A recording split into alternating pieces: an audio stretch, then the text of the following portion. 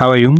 In today's episode, I want us to retrace the last final hours of Christ before he dies.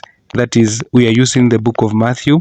We want to retrace his last moments, Matthew chapter 26 up to 28. We want to retrace the final moments from the Garden of Gethsemane up to the time he was arrested and crucified. So that is our episode today. Now, 2000 years ago, in the city of Jerusalem, the Son of God walked willingly to the cross. The Gospel of Matthew chapters 26 through 28 give us the most detailed eyewitness account of the moments before his crucifixion, the arrest, the trials, the brutal punishment, the crucifixion, his death, and the glorious resurrection that changed everything. Today, we trace every step exactly as Matthew recorded it. This is not a story of defeat. It is the greatest victory in history. Let's begin. After the Last Supper, Jesus led his disciples to a garden called Gethsemane. Matthew 26:38. It says, "My soul is overwhelmed with sorrow to the point of death. Stay here and keep watch with me." 3 times he prayed the same prayer.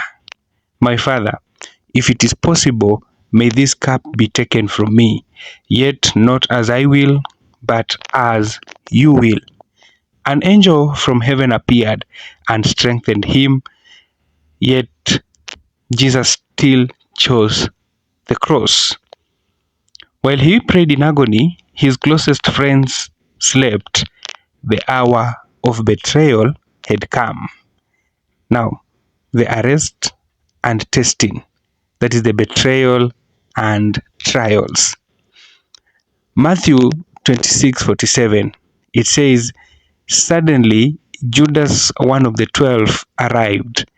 With him a large crowd armed with swords and clubs.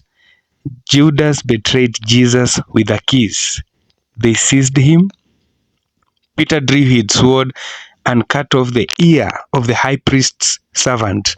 But Jesus told him, 'Put your sword back in its place, for all who draw the sword will die by the sword.'" That same night, Jesus faced his first trial before the Sanhedrin. False witnesses were brought forward. The high priest asked, "Tell us if you're the Messiah, the Son of God." Jesus replied, "You have said so. But I say to you, from now on, you'll see the Son of Man sitting at the right hand of the mighty God and coming on the clouds of heaven." They declared him worthy of death. At dawn, they bound him and took him to Pontius Pilate, the Roman governor, the official testing before the world. Now, here is the part: punishment and mockery. Pilate found no fault in Jesus, but still handed him over to be flogged. Matthew 27:27 up to 29 captures this. The soldiers stripped him, put a scarlet robe on him, twisted together a crown of thorns, and set it on his head. They mocked him, "Hail, King of the Jews." They spit on him, struck him on the head again and again in a very hard way. Now, that, as is recorded, he was beaten with straps that had metal inches at the end. So it was so painful. He bled a lot. Now, the crucifixion moment. They forced Simon of Cyrene to carry the cross to Golgotha, the place of skull. So this means the place of skull means There were skulls there. People were crucified there. There were a lot of people who had died there. That's what it was called Golgotha. Matthew 27:35 captures this. They crucified him. Two rebels were crucified with him, one on his right, one on his left. Those who passed by hurled insults at him, wagging their heads and saying, "You who are going to destroy the temple and build it in 3 days, save yourself. Come down from the cross if you're the Son of God." Even the robbers who were crucified with him taunted him. From noon until 3 in the afternoon, darkness came over the land. Then Jesus cried out in a loud voice, "Eloi, Eloi, lama sabachthani," which means, my God, why have you forsaken me?" Some thought he was calling for Elijah. One man ran, took the vinegar and offered it to him. Jesus cried out again in loud voice and gave up his spirit. Now here's the part. The death and immediate signs. At the moment, the curtain of the temple was torn into two from top to bottom.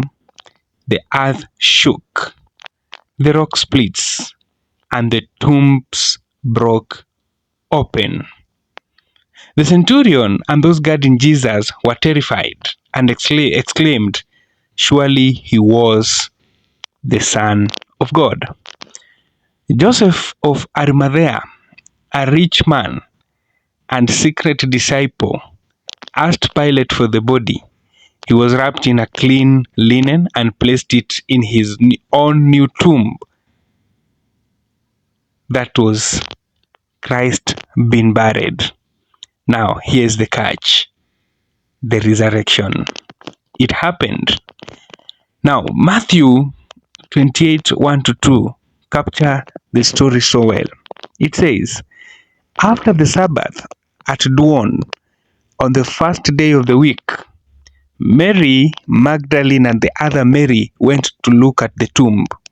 Suddenly, there was a violent earthquake, for an angel of the Lord came down from heaven and, going to the tomb, rolled back the stone and sat on it.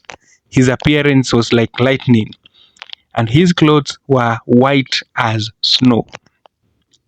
The guards were so terrified they became like dead men. The angel said to the women, "Do not be afraid, for I know that you are looking for Jesus who was crucified. He is not here. He has risen.